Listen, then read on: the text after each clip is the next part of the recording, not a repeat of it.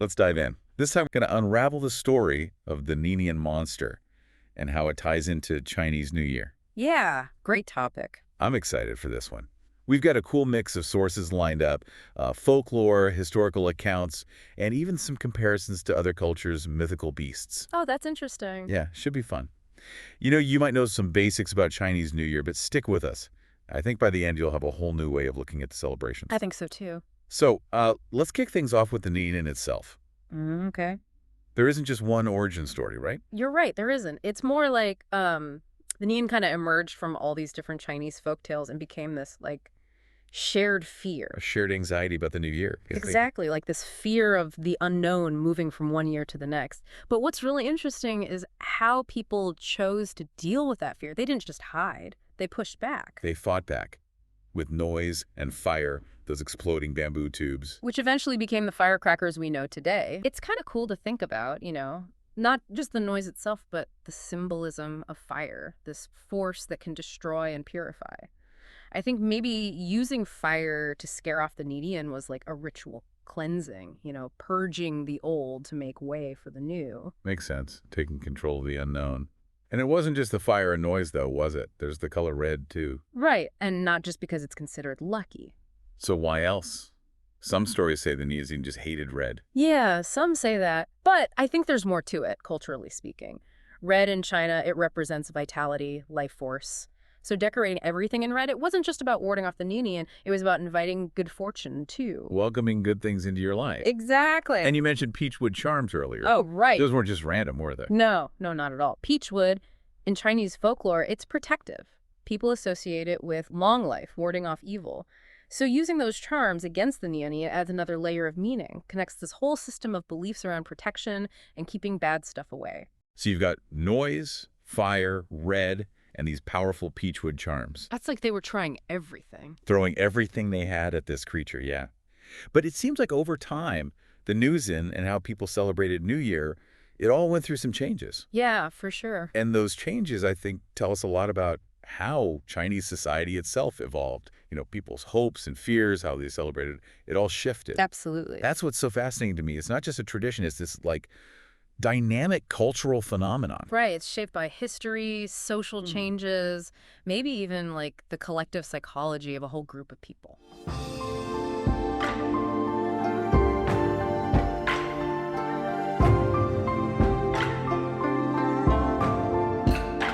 And as China's agriculture got better, people felt more stable. The New Year celebrations changed too, right? Yeah, they did. They went from being these like fear-driven rituals focused on survival to more joyous expressions of abundance and togetherness. So less about just surviving and more about celebrating. Right, exactly. And the anxiety about the nian, it started to become more symbolic, not just a literal monster, but representing the anxieties people had about the new year. About all the uncertainty that a new year could bring. Yeah. I'm curious how that shift in how people saw the nian is reflected in how the nian itself changed. Did the monster soften over time as people became less anxious about the new year? It did. There are these really interesting stories about villagers outsmarting the nian, using tricks to scare it off. It's like by facing their fears, they kind of took away the nian's power. They made it less of an all-powerful force and more manageable, even a little comical. Almost like they tamed it. Yeah, like they tamed the monster, literally and figuratively. And that transformation from terrifying to symbolic, it seems to line up with how New Year celebrations went from these fear-driven rituals to more joyous festivities. It's all connected. Exactly. And that shift, that's key to understanding how Chinese New Year became the vibrant, globally celebrated holiday it is today. It's celebrated all over the world now. It is. And it shows just how adaptable humans are, turning fear into celebration, finding ways to connect even when things are uncertain. It really does. And that kind of leads us to an interesting point. Okay. As people became less afraid of the nian and New Year's became more about joy, there was this shift towards making sure the year ahead would be prosperous and lucky. Making sure you have good luck for the year. Exactly. And that's where the food comes in, all the symbolism in the foods we eat during Chinese New Year. The food, oh yeah, you can't talk about Chinese New Year without the food. It's not just about how delicious it is. It's like every dish is a little good luck charm, That's right. Take dumplings, for instance. Their shape, it looks like these old Chinese silver ingots, which makes them a symbol of wealth. wealth and prosperity. But there's more to it than just that. When families get together to make dumplings, it reinforces that idea of unity and togetherness. Being together. Yeah, which are super important in Chinese culture. It's that shared experience making the food together that makes it more than just a feast, right? Absolutely. And that focus on togetherness, you see it in the seating arrangements too, at the reunion dinner. The oldest family members, they usually get the best seats, the Yeah. places of honor, showing respect for your elders. Exactly. It's like this beautiful mix of food tradition and cultural values. And it's not just dumplings. There's so much symbolic food on the New Year table. Spring rolls for gold bars, the whole fish for abundance, and, oh, gotta mention nian gao. Ah, yes, nian gao, the sticky rice cake. It sounds like higher year. So you eat it for a better year ahead. Exactly. It represents that hope for progress and growth. It's like edible optimism. It really is.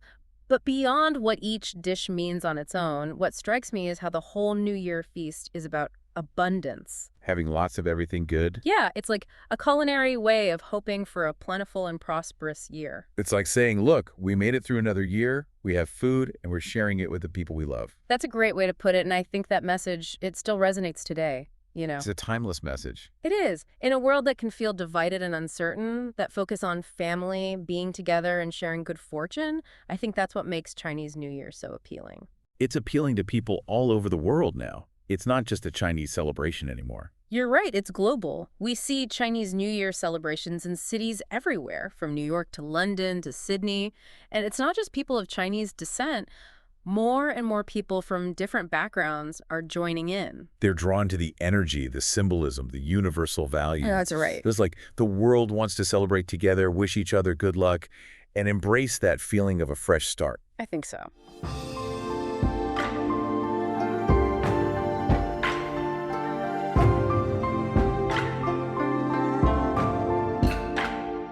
What I find really interesting is how this ancient tradition is being reinterpreted through technology, especially by younger generations. Yeah, that's a big part of why it's still relevant. We're seeing this blend of old and new, taking these age-old customs and adapting them for the digital age. Like those Lucky Money red envelopes. Yeah. I've heard that the physical red envelopes aren't as common anymore, especially with younger folks. Are those WeChat red envelopes really taking over? They are. It's a perfect example of how technology can actually make a tradition better, more modern, without losing what it really means. You still get the lucky money, but it's digital. Right. Instead of handing someone an envelope, you send it through your phone. You can even add a message or some cool animation. A digital upgrade. Exactly. And it's not just red envelopes. Social media, it's become like a stage for sharing Chinese New Year experiences. Sharing it with everyone. People post pictures of their dinners, videos of dragon dances. They send New Year greetings online. It's like a global digital tapestry. Connecting everyone through this celebration. Yeah, and we can't forget pop culture either. Movies like Kung Fu Panda, they show Chinese New Year to the whole world. They make people want to learn more about it. Exactly. The nian and everything that comes with it has come a long way from those early rituals that were all about fear. From being afraid to global celebration. It's a pretty amazing journey, and it's not over yet. As we move more and more into this digital age, I think we're going to see even more creative ways to use technology in Chinese New Year celebrations. Maybe virtual reality dragon dances or augmented reality fireworks. That'd be pretty cool. Right. Imagine blending the physical and digital worlds like that. It makes you wonder how the nian itself might change in this digital world.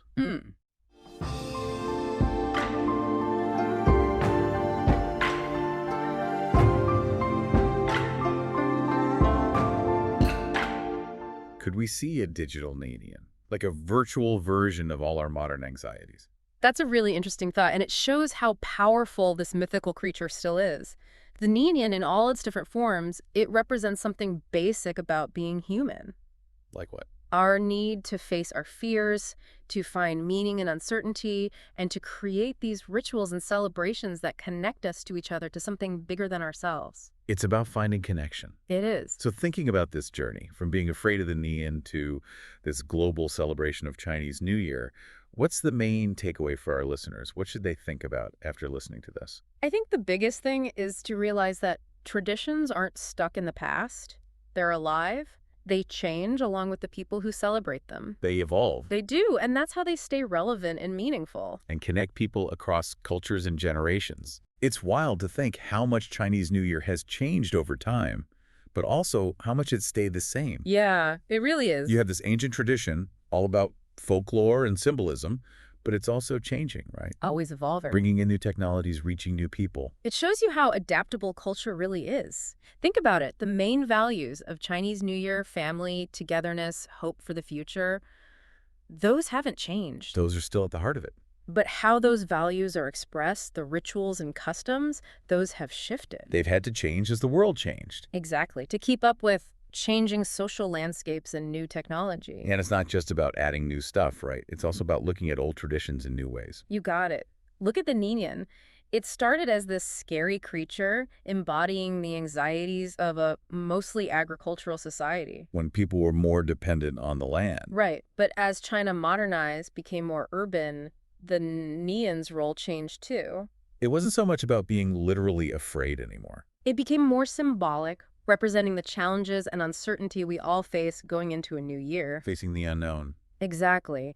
And that shift, seeing the Nianian differently, I think that's part of why Chinese New Year has spread beyond its original culture. It's become more universal. Exactly. By letting go of some of the really specific cultural elements and focusing on more universal themes like wanting good fortune, the importance of family and community, hoping for a better future, Chinese New Year became more relatable to people all over the world. It's like the celebration found this perfect balance between tradition and being new, Finding that sweet spot. where ancient customs are seen through a modern lens. That's a great way to put it. And that's a big part of what makes Chinese New Year so interesting, I think. It's not stuck in the past. It's not a museum piece. No, it's a living, dynamic force, always evolving, adapting, finding new ways to connect with people. And that constant evolution, that willingness to change while staying true to its core values, that's what keeps Chinese New Year going strong. It's what makes it relevant.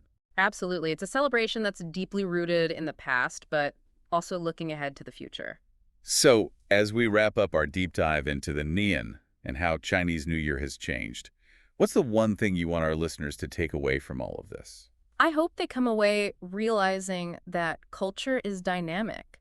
Traditions can change and grow without losing what makes them special. I can adapt. They can, and maybe listeners will even be inspired to find their own ways to celebrate Chinese New Year, Add their own personal touches to this rich tapestry of customs and symbolism. Find their own meaning. Exactly. That's a great thought. And who knows, maybe someday we'll be talking about digital nian and virtual reality lion dances, adding our own little piece to the story of Chinese New Year as it keeps evolving.